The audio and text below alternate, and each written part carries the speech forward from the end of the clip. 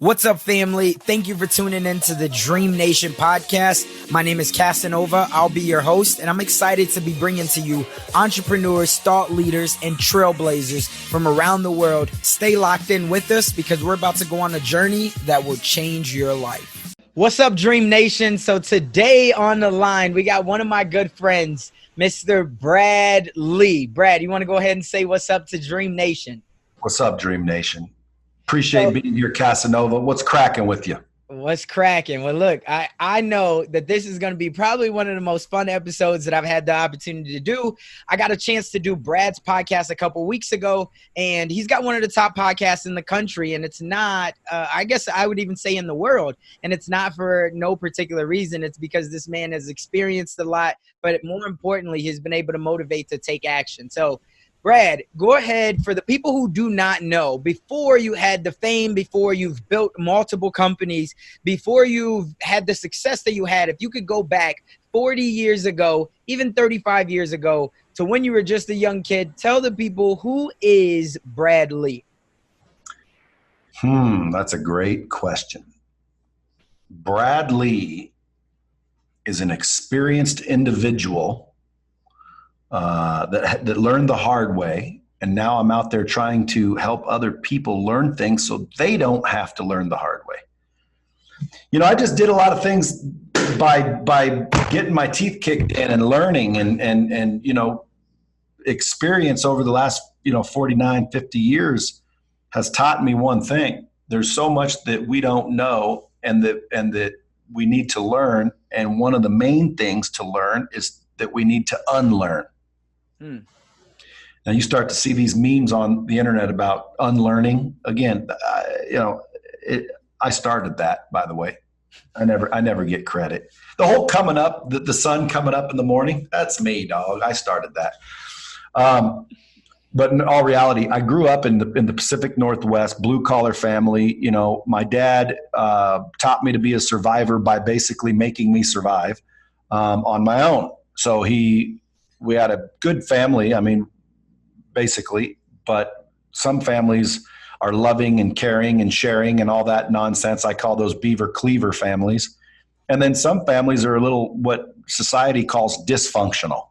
Well, I would probably say that was my family, a little dysfunctional. However, it was quite normal to me. And quite frankly, it literally taught me how to survive within any environment, facing any condition. So thankfully, I am a survivor. That's who Brad Lea is. I learned the hard way, and now I've got a lot to share, and I can share things that will allow other people to avoid mistakes, bruises, etc. When everyone tells you there's no shortcuts in life, have you ever heard that, Casanova? Of course. Okay, total bull. Total nonsense. There's a million shortcuts. That's what I mean. Like, we have to unlearn stupid stuff. Okay, so tell me one of the shortcuts that you would say that there definitely is. Well, there's a million shortcuts, bro. What's one of your favorite ones? What's the most you've ever made in 1 year? For me? Yeah. Probably about 325. Okay, so obviously you don't know very many shortcuts. That's why I'm here to learn. But you see my point? There are shortcuts. If you came out here and let me show you how to double your income, which I can, your income would double faster than if you just keep trying by yourself. So it's understanding that we need mentorship, that we need coaching, and that we need to learn from somebody who's done what we're trying to do. That's a shortcut, my man. And again, why can't people understand that, listen, 100 years ago is not today. There are shortcuts. If you look at what you're trying to accomplish and you realize there's people that have already accomplished it, they had to have learned some things. Why? Well, because they're already there. They've already done it. So if you don't realize that there are shortcuts, that in and of itself is a shortcut. Okay, I love it. There's shortcuts everywhere, man. Don't believe the hype. There's no shortcuts. Oh, you just got to work hard, Casanova. Just dig in and put in the hard work and do the right thing and everything's going to work out fine. Bullshit. So this is very interesting, right? And this is as I said, normally for the listeners, we're talking a lot more motivation, but a lot of my listeners, I'm sure, is big fans of Gary Vee because I talk about Gary Vee all the time. And you're kind of taking the anti-approach to Gary Vee because Gary Vee says, you know, you just got to put your head down. You got to go for 20, 30, 40 years of just grinding. No, you don't. No, you don't. Gary Vee's full of shit, bro. First of all, there's a lot of things he says I totally like. But second of all, dude, he got handed a $3 million business. Okay? Now, I'm not saying he didn't do a good job with it, but dude, he got handed a $3 million business. Okay? He had budgets. He had revenue. He had employees. He had resources. He grew it. Growing a $3 million business to a $60 million business is 100% different than starting a business with nothing and growing it to $3 million. What if he would say, like, Sasha? I don't know. Where is Sasha? Where's Sasha? Nobody knows about Sasha. That's the motherfucking star right there. And by the way, ask Gary Vee, dude. He'll tell you that's the star. He'll tell you that. No, he'll tell you his mom's the star. And again, I'd love Gary Vee to get on my podcast, or I'd love to get on his. And I'm sure we're going to be doing business real soon, him and I. I don't hate Gary. I don't disagree with Gary. A lot of what he's saying is 100% accurate because, again, he's got experience. And by the way, he has shortcuts. But he's also trying to get everybody to understand certain things that are technically and theoretically not true. Like, for example, you have to have patience. No, you don't. I have no patience whatsoever. You should not have patience. Patience can kill you, my friend. I've learned in my life, patience can kill you. Now talk about what you mean by that. Like when you say you've learned that, give me an example. Give us an example. Well, here's an example. Okay. If I don't know what to say and how to help you, and you're my son and you come to me and you want something really, really bad, and I don't know how to help you get it any faster, I'll tell you to have patience. Why? Well, because I have no clue how to accelerate anything. So just have patience, Casanova. Good things take time. Have some patience, son. Bullshit, dude. Increase your activity. Okay? Increase your actions. Look for the shortcuts. Find a mentor. Press. Okay? Double up. Don't fucking have patience. And by the way, patience, if you look it up, is a pretty stupid word in the first place. It means that you can face challenge, pain, and I don't know the exact word, but basically what it means, I'm paraphrasing, to experience trouble, delay, challenge, and pain without getting upset. Who the hell wants to do that, dude? You give me trouble, challenge, pain, I think you should get really upset. I think you should change what you're doing. I think you should increase your activity level. I think you should go as balls to the wall as you can. And guess what? It doesn't mean that it's going to eliminate the need for waiting 8 years, if that's what it takes. But if let's say you're going to the gym every day and you're doing 10 setups and you go home and you say, Dad, I'm not getting abs fast enough. And your dad says, Casanova, getting abs takes time and you need to have patience. What do you do when you go back to the gym? You feel better about doing 10 sit-ups. He rationalized with you that, hey, things take time. Just be patient. No, that is not the advice I would give you. That's not the advice any trainer would give you. The trainer would say if you want abs faster, you need to do more. You need to incorporate diet. You need to learn some things, son. You need to work out more than 10 setups. You need to do way more than 10 setups. You see what I'm saying? Yeah. Patience isn't the answer. Now, when Gary Vee says things take time, I agree with him. And when he says have patience, I think what he's really trying to say is, look, man, things take time. You're not going to make $1 billion tomorrow. Have patience. Okay, good. But I think what he's trying to tell people is realize things take time. And if he said, realize things takes time, I would totally agree with him because guess what? Things take time. And you better be aware that things take time because things do take time. But if he says, be patient, no. Don't be patient. Raise your activity. Be impatient. Just like when people say be reasonable. No, you want to be unreasonable. Okay. Let the average people be reasonable. Let the average people be patient. I'm not average and I'm not freaking reasonable. God. So, now here's another thing, dude. I'm 2 years old. I'm laying on the floor blue. You hear about all these mentors. Who's the best mentor in the world? You know the best mentor in the world? Death. Death is the best teacher. The problem is we can't afford its lessons. Okay, I died at 2 years old because I drank turpentine. Now, up until 2 years old, my dad would tell me to stay out from underneath the sink. Stay out of the area where he kept the turpentine and the paint thinner and all that crap. I didn't listen to him. Okay, I just kept going in there. And until eventually I got in there when no one was watching me, I drank turpentine. Well, that'll kill you. You know that, right?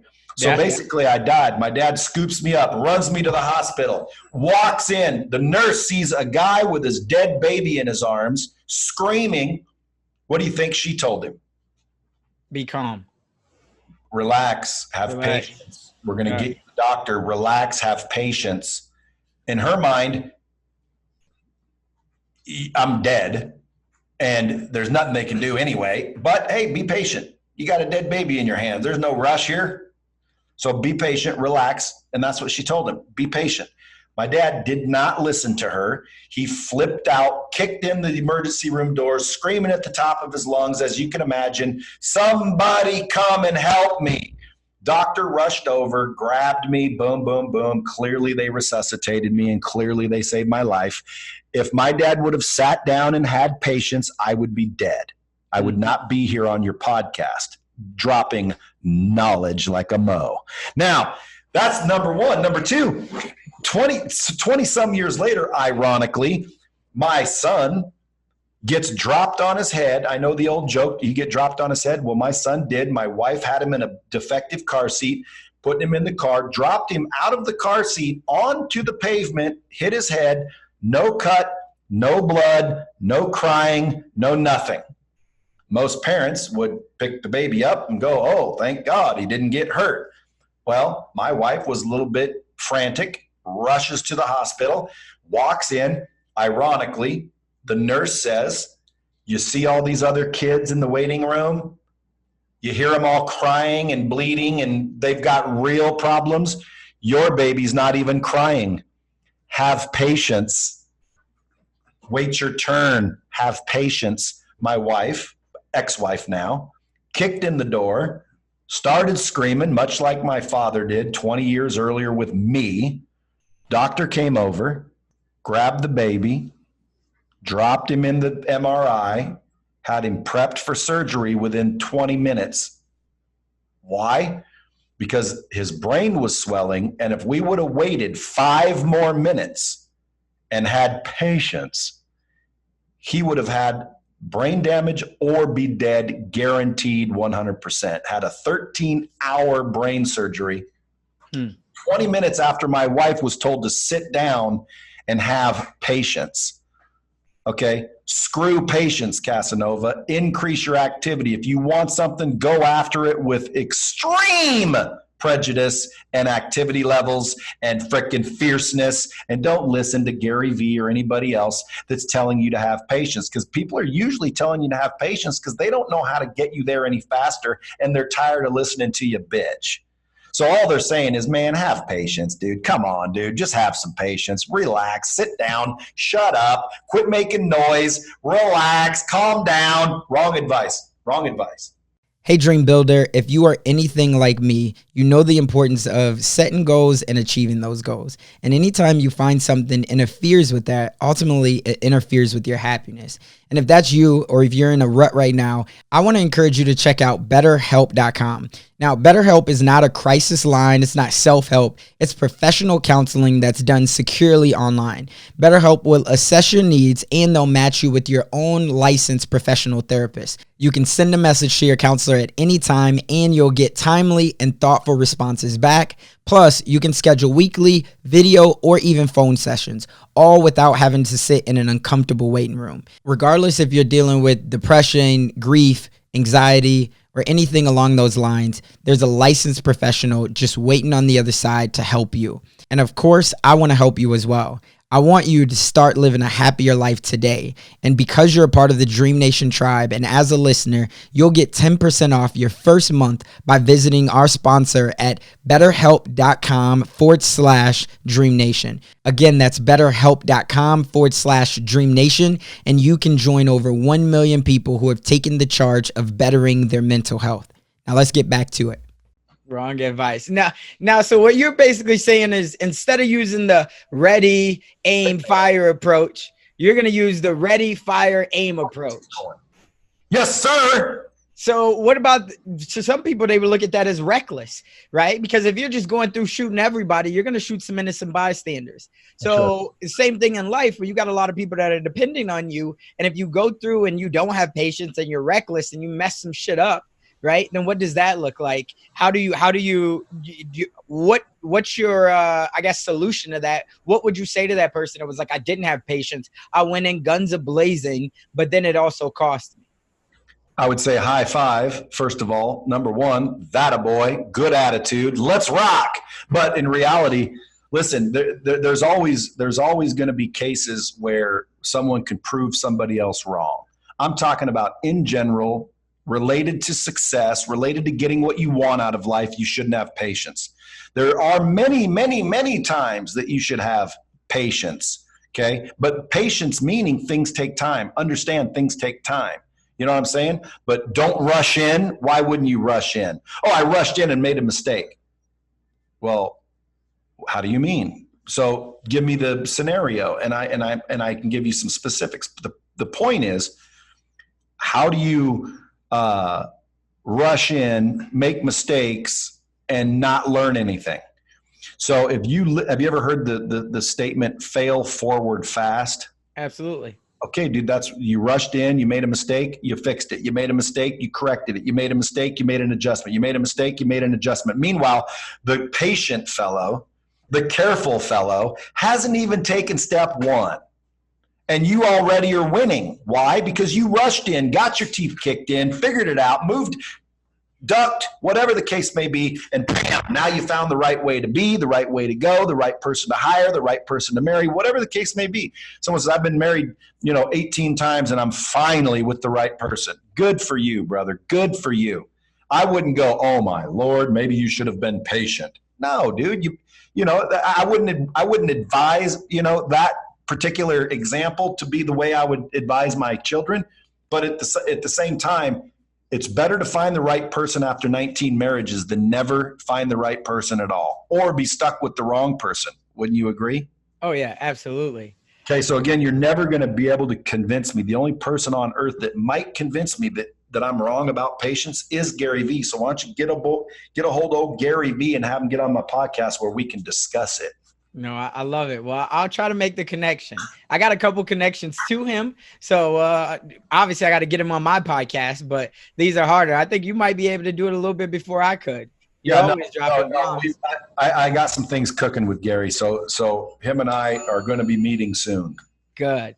So now let's fast forward, because what you've been able to do to create a lot of your success early on, you understood the power of building relationships, right? Mm-hmm. So when you talk about taking actions, you also have to compound that with building relationships to be able to get whatever it is that you want. So for you, if you came from, in your words, a dysfunctional family, which maybe didn't have those types of relationships, which allowed you to elevate quicker, how did you learn the strategies besides just trial and error? What were some tips that or some cues that allowed you to understand that, hey, if I build relationships faster and base it around people, I'm going to be successful that much faster?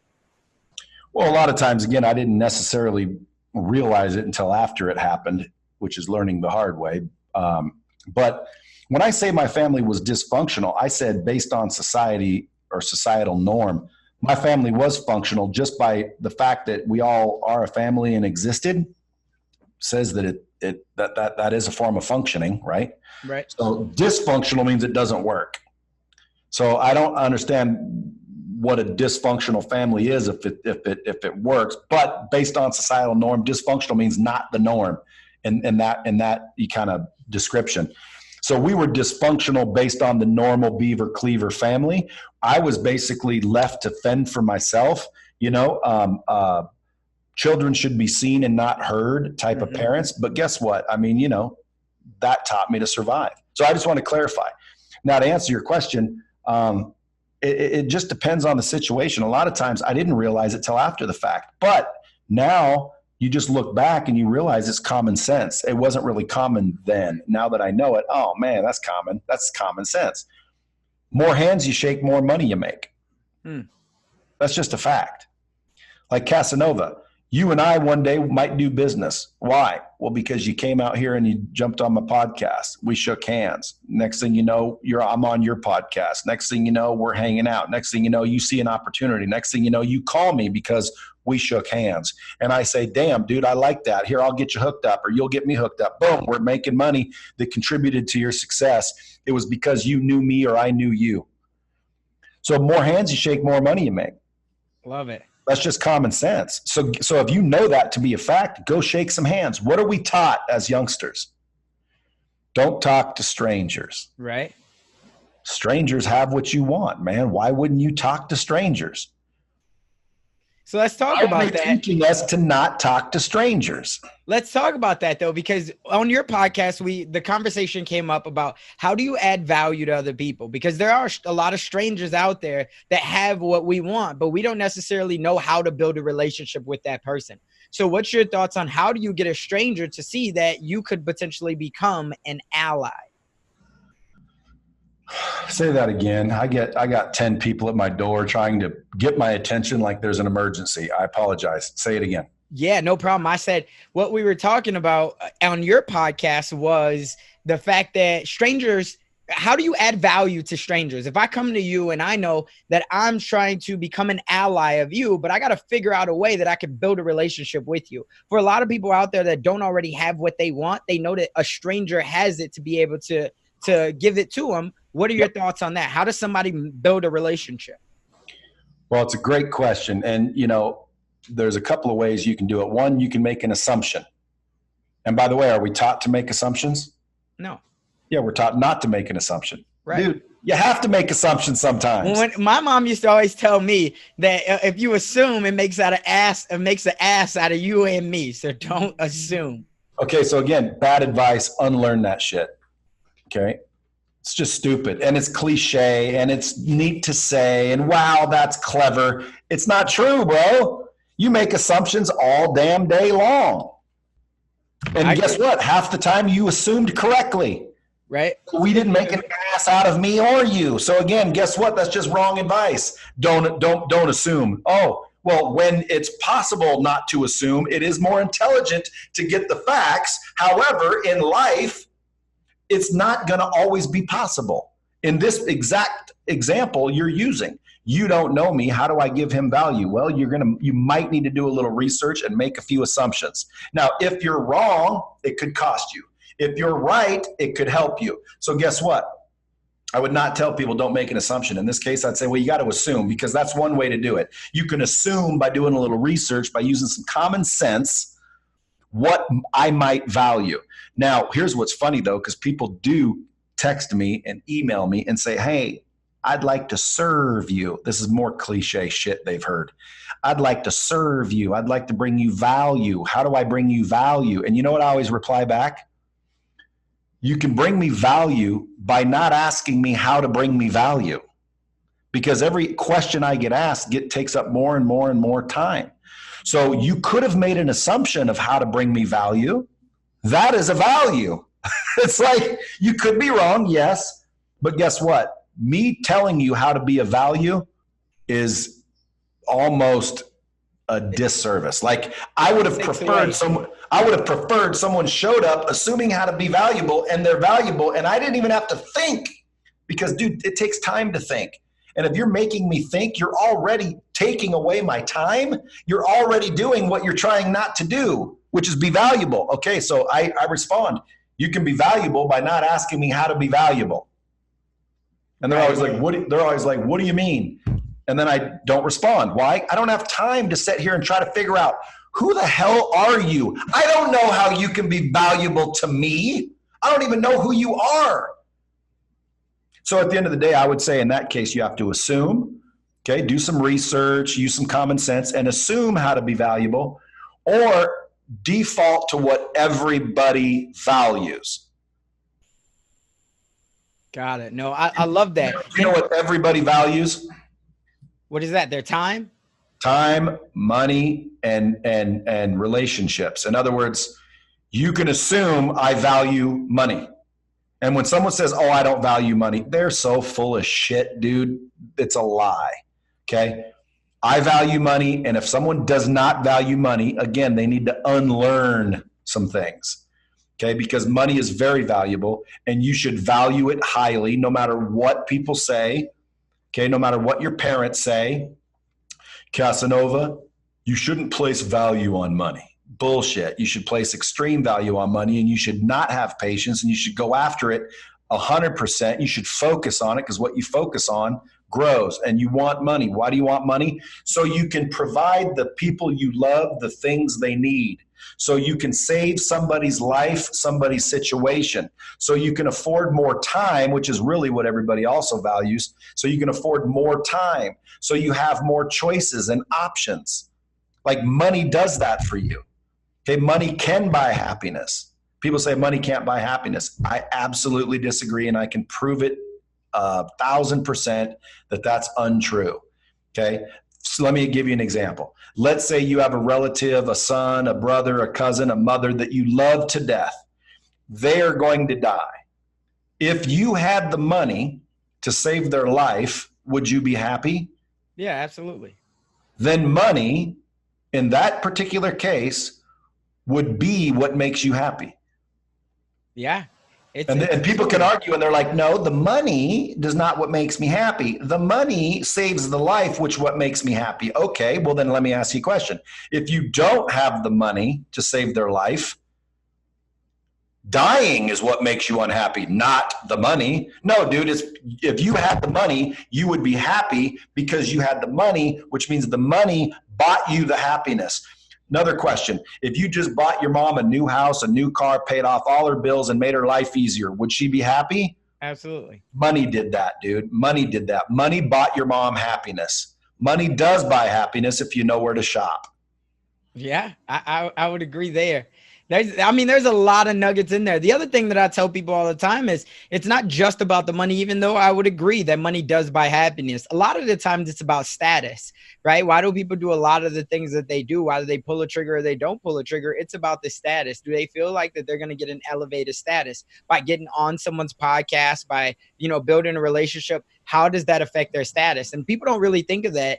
And I didn't really think of that until about a year and a half ago, that I understood how valuable status was. People always are trying to get into something or get away from something else. Well, 100%. Like, dude, look at Mark Zuckerberg. Nobody would give a rat's dick about him if he had no money. Okay. He has status because he invented Facebook. Well, Facebook failed. It was a miserable idea. There'd be no Zuckerberg in the news. Right. Zuckerberg's famous and everybody wants to get to him and everybody gives him all this, adoration and access because of his money. And again, I've seen people literally where they didn't have any money and nobody paid them 1 second of attention. And then they came into some money and now everybody's kissing their ass. Now, again, I'm not advocating that that's good. I'm just pointing out the facts.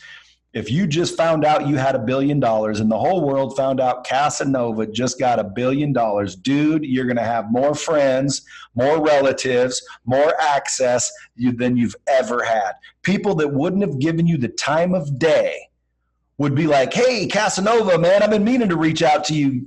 Holy smokes, brother, what's happening? Right. Absolutely. It is only because you had $1 billion. I know several people right now that have a lot of money, and that's the only reason they're invited to speak on stages. It's the only reason anybody even pays one bit of attention to them. I would probably include myself in that category. A lot of times people have me speak on stage, and I'm thinking, why do you want me to speak? What do you want me to say to your people? And they're like, dude, I want you to tell your story. Tell them how you got money. Okay, so if I didn't have money, and I wasn't successful, you wouldn't have me speaking. Well, 100%. Okay, there you go. Money, I'm telling you, man, money buys you access. Money buys you status. Money buys you healthcare. It gives you better holidays. It gives you better relationships. People say, oh, well, you relationships that are over money aren't worth having. Bullshit, dude. I'd rather have the money be the factor of a relationship than none. Because, dude, no money is generally the reason most relationships end. They're fighting. I mean, the number one cause of divorce is money problems. Yeah, no, I hear you there. So let me fast forward and go to another topic, which is something that you and I discussed as well. You've been able to create a program which is miles ahead because you saw that there was a need in the marketplace. And so this program is now called Lightspeed VT, which is virtual training. Talk to me about Lightspeed and why you felt like there is a need for it, and more importantly, how you came to founding this company. Okay, well, Lightspeed isn't a program. It's a technology. It's a system. It's a platform. So That's still a program, right? No, it's not a program. It's a system. Okay. People have training programs that don't work. There's athletic programs that aren't working. Okay, Lightspeed is a system. Okay. It's a training system. It's a technology. It's not a program, which is funny because right before we got on this call, we were just having the same discussion about companies have training programs, but they don't have a system. The word system is the big differentiator. So Lightspeed is a web-based interactive training and communication system, and it allows you to systematize training and education and development and communication. And again, communication is so vital and so valuable that they should call it key communication. You know what I'm saying? It's key communication. And don't try to go buy the website because I already own it. Communication. It's so valuable, communication. It saves relationships. It saves businesses. It saves deals. It's so vital. It's key communication. So again, it's a system that allows you to communicate with accountability, et cetera, and train and develop your in some cases employees, in some cases fans, in some cases vendors. So it's just a web-based interactive training and communication system that I developed on accident, or actually it wasn't on accident, it was on purpose, but it was developed for myself because I was out there training people how to sell, close, and persuade. Okay. And I knew that if I could train people, my skills and talents and knowledge, and I could transfer that knowledge to other people, that their lives would change because I did it. Problem is I was doing it manually. And it was very, very difficult, and it wasn't scalable, and it wasn't very effective. So I realized that I needed a tool to help me scale and deliver, track, measure, and monitor my knowledge. So I built Lightspeed for myself, and then when I realized it worked very, very well for myself, and it was scalable, and it was wonderful, I started showing it to other subject matter experts like Tony Robbins and Grant Cardone and Zig Ziglar and John Maxwell and Damon John and all these big name people. And I realized that they had the same challenge. They were out there trying to help people by sharing knowledge and teaching skill sets that they've already learned, shortcuts. And they weren't doing it very well, or they were doing it less effectively than it should be, to help more people make a bigger impact, et cetera. So I started to show them Lightspeed, and I said, listen, I'll take my training out of it and my name off of it, and I'll let you put your knowledge in it and your name on it, and then you can go help a lot more people. And fortunately, they saw that it was working for me, so they took a chance, and sure enough, it worked for them. And then they started delivering the training and using the system, and the companies that they were using it with and the individuals that they were using it with also wanted to share knowledge and develop people. So, they started calling in and using the system. And now 20 years later, we're the, leading, we're like the thing. If you want to train your people online, scalable, effective training, you would use Lightspeed VT for that. Hey, Dream Builder, are your home and auto policies almost up for renewal? If so, and you're looking for a lower rate, I believe I have a solution for you, and it's called Policy Genius. Policy Genius makes it easy to compare home and auto rates in one place. They can help you find home and auto coverage similar to what you have now, but at a lower price. And the best part is they've saved customers on average $1,250 per year over what they're already paying for home and auto insurance. Getting started is super easy. First, just head on over to policygenius.com and answer a few questions about yourself and your property, and then Policy Genius takes it from there. They'll compare rates from America's top insurers, from Progressive to Allstate, to find you the lowest quote. So head on over to policygenius.com to get started right now. Again, that's policygenius.com, and you can find out when it comes to insurance, how they help you get it right. Now let's go ahead and hop back into it. I love it. I love it. And so what I got out of that, and what I loved when you first told me about it was, again, this was a problem that you were already having, and you saw that like other people, they were trying to scale their businesses as well. And you understood that you had to systematize it. And then you approached it and you said, here's what I'm already doing. You want to give it a shot? Because so many people right now, they're trying to figure out what's a product that they can invent, what's a problem that they can solve, but they're not really looking at what are the problems that they're already experiencing right now. Correct. And again, a lot of times, solving your own problem is not as valuable as solving other people's problem. So that's why I say I accidentally developed it, meaning I was just trying to solve my problem and I didn't realize I was solving everybody else's problem at the same time. So if you want to be very, very successful, if you want to make $1 million, solve 1 million problems, or a couple of big ones. Either way, solve one problem that 1 million people could use. 100%. So again, most people avoid problems. That's the problem. Like if I said, "Hey, you want a problem?" People say no. Dude, I look for problems. I love problems because, dude, it's like a game. It's like a challenge. It's like a riddle to me. So most people avoid problems when they should be seeking problems. They should be looking for problems. They should welcome problems. But what do? We wake up in the morning and we start to avoid problems. Problems are opportunities. Right. Problems are wonderful things. I love it. Look for problems. And by the way, don't go try to buy lookingforproblems.com because I already own it. I believe it. Now talk to me about where you got a lot of your business, like outside of it. You were going through experiences of life, and that was how you were learning business. But was there anybody that you would credit to a lot of your success in helping you find the shortcuts and accelerate your growth? Was there a big mentor? Was there Zig Ziglar, Jim Rohn, anybody like that? Dude, I'm like Snoop Dogg, dude. I'd like to thank me. You? I'm definitely the most influential person in my success ever in the history of the world. However, I learned from everybody. I've learned from you. I've learned from Grant. I've learned from Tony. I've learned from Damon. I've learned from my kids. I've learned from my wives. I've learned from a lot of people because I believe that you should learn from everybody. And I have learned from everybody. I continue to learn every day from everybody. And so like when people say, like there's people out there that say you should choose one mentor. Well, dude, I believe that they're saying that because they just want you to give them all your money. Choose one. No, don't choose one, man. Choose as many as you can afford.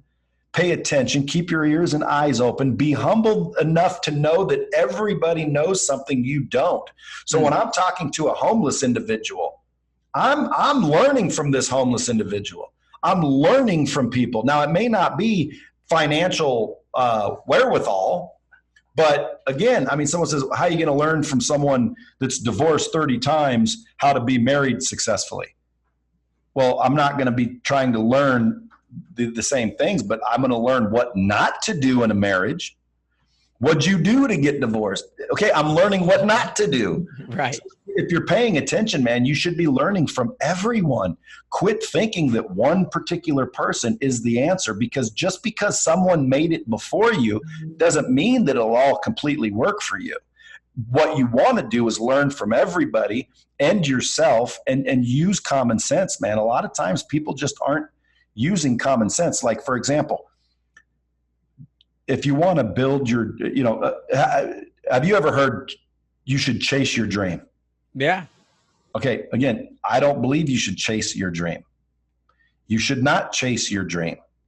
You should attract your dream. No, you should build your dream. Build your dreams. What are your dreams? Okay, good. Go build them. You're not chasing them. When you chase something, you don't catch it. If you should chase your dream your entire life, well, then that indicates that you're never gonna catch it. Like, dude, don't chase your dream, man. Don't follow your dream. Build your dream. It's so easy to do. First thing you need to do is figure out what your dream actually is, because most people, they don't even know what their dream is. They cannot clearly identify what is their dream, which tells you that they're never going to get it. And it's really unlikely that they will, because again, anything's possible. But it's not likely you're going to reach your dreams if you can't even identify what they are. So Agreed. First thing you need to do is figure out what your dream is. And then once you know what your dream is, figure out what you need to do to build it. And then make the choices, map your actions to that, and don't give up. Now, again, Gary would say, see, have patience. No. I said, don't give up. I didn't say have patience. Don't give up. Things take time. Building your dream takes time. Overnight success is 20 years. Hey, look, if something takes time, like I'm not going to go to the gym, spend 9 hours in there and then get really frustrated that I'm not ripped. I understand it takes time to develop and grow and look that way. It takes time. That doesn't mean I'm having patience. Okay, it means that I realize things take time. Building your dream will take time, I'm sure. However, don't chase your dream. Don't follow your dream. Build your dream.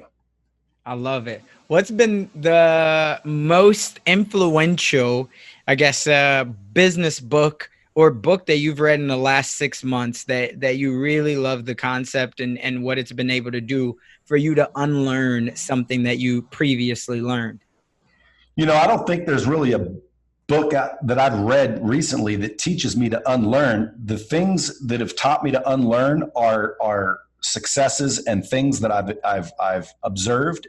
And I just realized that, man, all the crap I used to be told is wrong. And again, your parents love you, man. They're just trying to make sure you don't get hurt. Don't talk to strangers so you stay safe, because they're aware that some strangers will hurt you, but they're hurting you by telling you don't talk to strangers. Talk to strangers, shake those hands, introduce yourself. You want to know what's funny? I own a website called Introduce Yourself, motherfucker. IntroduceYourselfMotherfucker.com. How much traffic you get into that site? I haven't done anything with it. I just bought it. You know why? Because, dude, one day when I reach $1 billion and people take me more seriously, because they will. When I'm a billionaire, everyone's going, oh, now he's magical. I'm going to listen to everything he says. Right now, you got people listening to this podcast going, oh, who does this guy think he is? Dude, I'm just telling you, I'm really experienced. I've learned a lot. I get to hang around a lot of smart, very successful people. I've learned the hard way. My book, when it comes out, is called The Hard Way, which is basically crap I learned the hard way so you don't have to. I've learned it from people that I have billionaire friends and I have broke friends. All I know is I've learned a lot of information, and all I want to do is share it. I'm not arrogant. I'm confident. I'm not conceited. I'm convinced. You see what I'm saying? There's a difference. No, I love it. I love it. And that's why I said we wanted to have you on here, because I knew you were going to spit it real. For anybody out there that is still listening to you, but they have this little voice in their head that says that they're not strong enough, they're not smart enough, they don't have the money or the influence, right? What do you say to that person to get them to be able to take action and change their life today? Well, there's never one thing, okay? Because the one thing would be, hey, love yourself. Because someone that doesn't take action is ultimately because they don't believe they're worth the action. Or they don't believe the action will do what you said it will do. Like if I said, hey, pay me $1 million and you'll be a billionaire. If you believe that, you would give me $1 million. The reason why you wouldn't give me $1 million isn't because you don't love yourself. That's bullshit. It's because you don't believe giving me the $1 million will result. So people don't do things for one of two reasons. They don't believe it, or they don't believe in themselves. They don't believe they're worth anything. So it depends on the scenario that you're talking about, but most cases it's because people don't believe they're worth it. They don't believe they're valuable, and they don't love themselves. The problem is most people aren't aware that that is a fact. They develop what's called an ego and arrogance. And it really, an ego is not your amigo. An ego is not a healthy thing to have.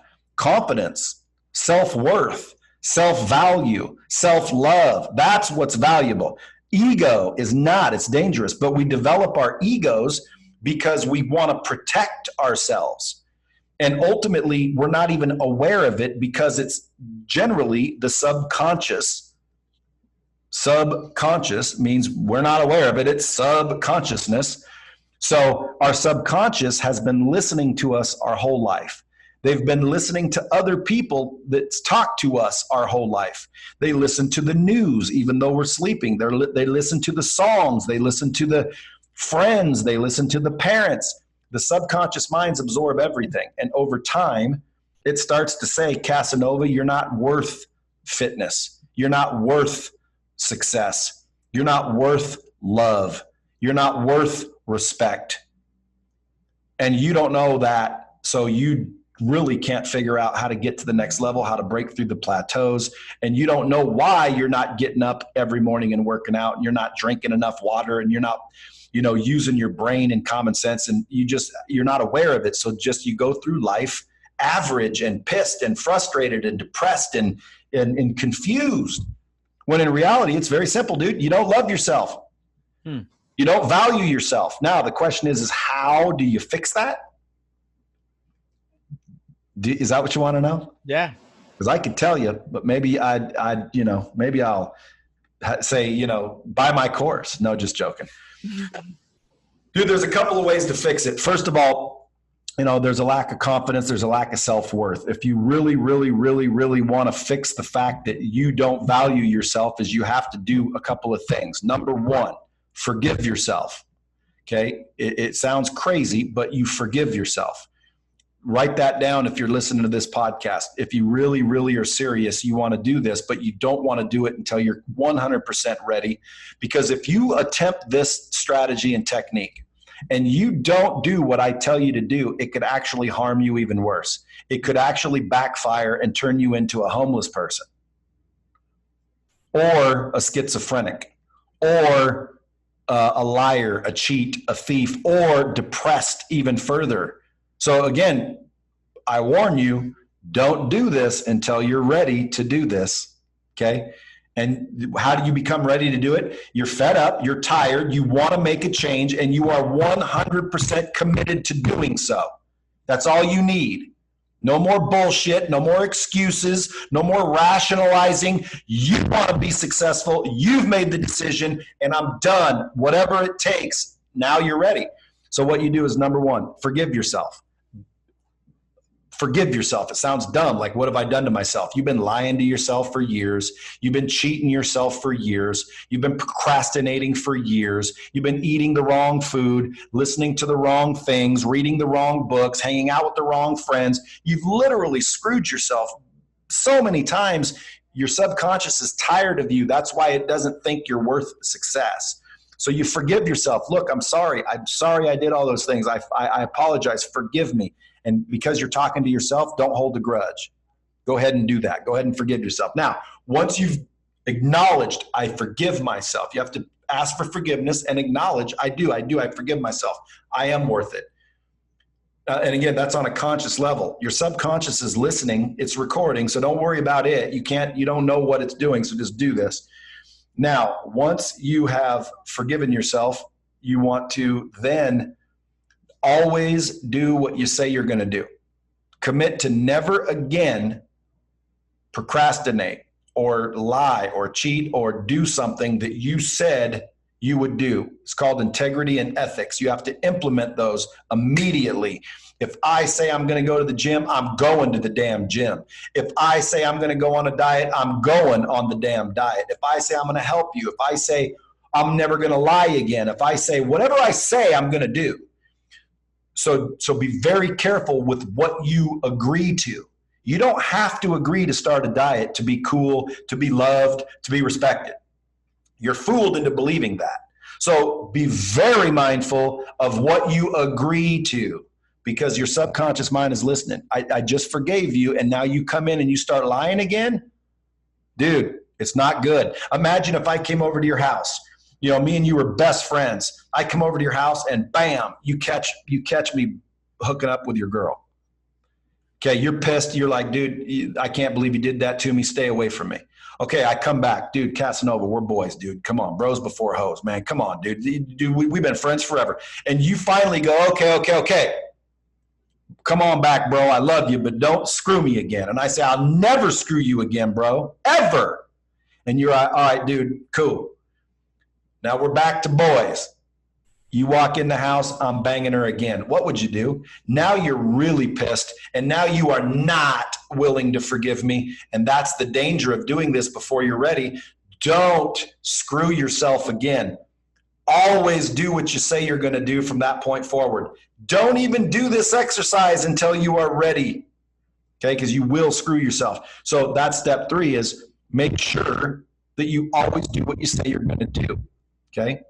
Step 1, ask for forgiveness. Step 2, forgive yourself. Or you can make that one step, forgive yourself. Okay. Step 2 or step 3, depending on how you're writing these notes down, set some goals. Okay. Set some goals. Now, if you honor step 2, you're always going to do what you say you're going to do. Step 3 is a breeze. Right.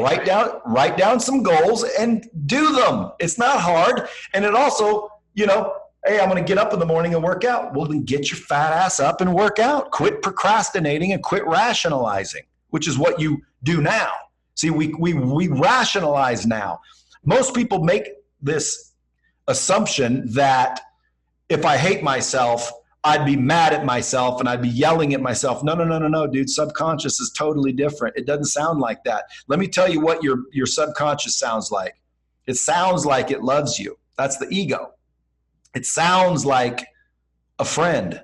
That's the ego, right? That's the part that's not good. It doesn't tell the truth, man. Your subconscious mind says, hey, Casanova is a piece of shit. He doesn't deserve success, so I'm going to stop that success because he does not deserve it. It doesn't sound like that to you. It sounds like, hey, bro, you work hard, man.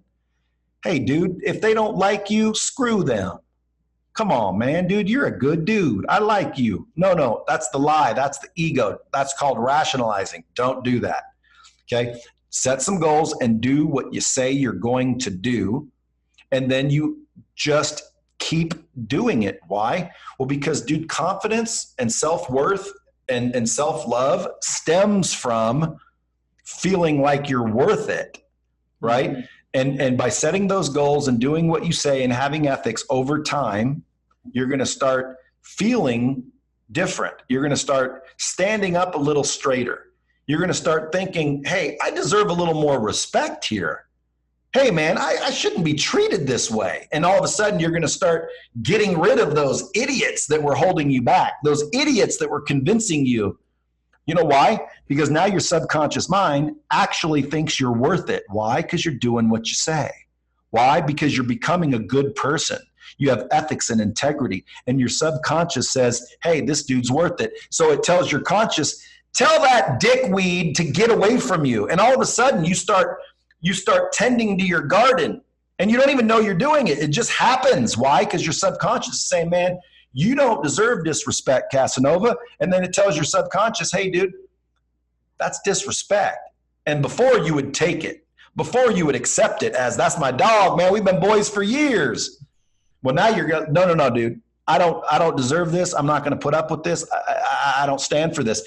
So next thing you know, things start to change and your universe, your environment starts to change. Next thing you know, you're a little more proud.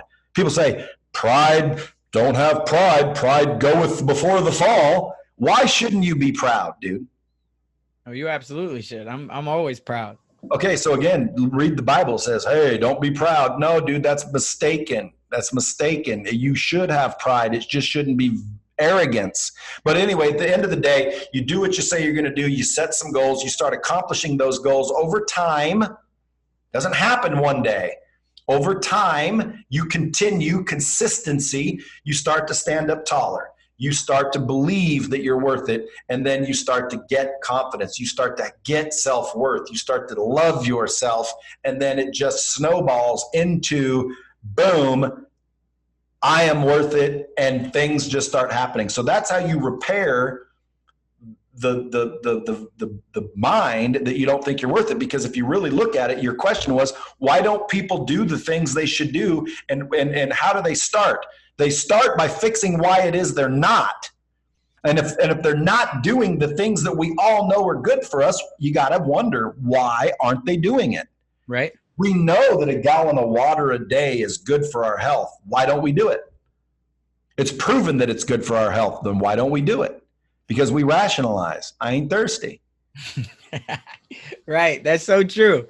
So true. I'm not thirsty right now. I'm good. It doesn't matter if it's thirsty right now. Are you worth a gallon of water a day? Think about it like that. Are you worth fitness? Are you worth health? Are you worth love? Are you worth respect? And if the answer is yes, it's not difficult to figure out how to get those things. It's not difficult to figure out how to win and succeed. The question is, why aren't we? And usually the answer is because we don't think we're worth it deep down, and we're not even aware of it. So we just go through life making excuses and rationalizing, and next thing you know, we're fat, dead, or broke, and we can't figure it out. Oh boy, why does the world hate me? The world doesn't hate you, bro. You hate yourself.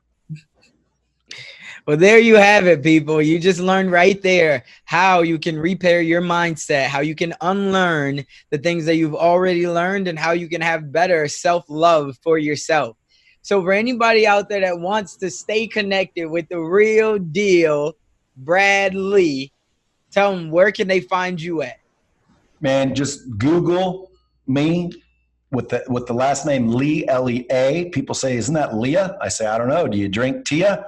But it's Lea, L-E-A, and you'll find me on Instagram, Twitter, Facebook. Everywhere is everywhere. YouTube, but it's the real Brad Lea. Instagram, that's mainly where I'm hanging out. I'm the one answering my DMs. I'm developing this thing that I think is going to change a lot of lives. I'm going to give it out there free, so you should hit me up, follow me, subscribe to whatever I got for you, because, again, I've already got money. I'm not out there selling you shit, but I'm going to develop a program. How would you like to learn what I call the $1 Million Morning?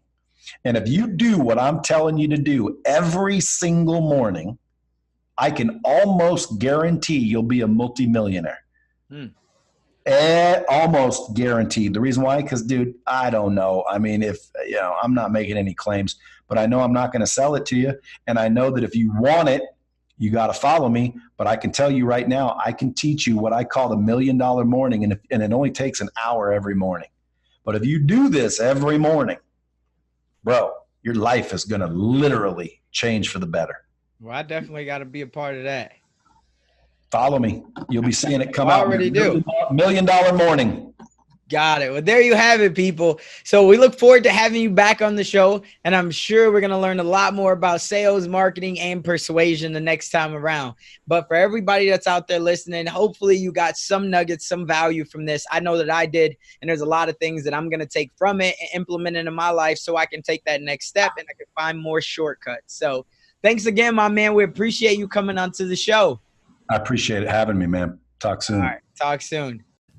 That's all we got for this episode. Thank you for sticking around. That truly means a lot to me, and hopefully that means that we delivered massive value on this one.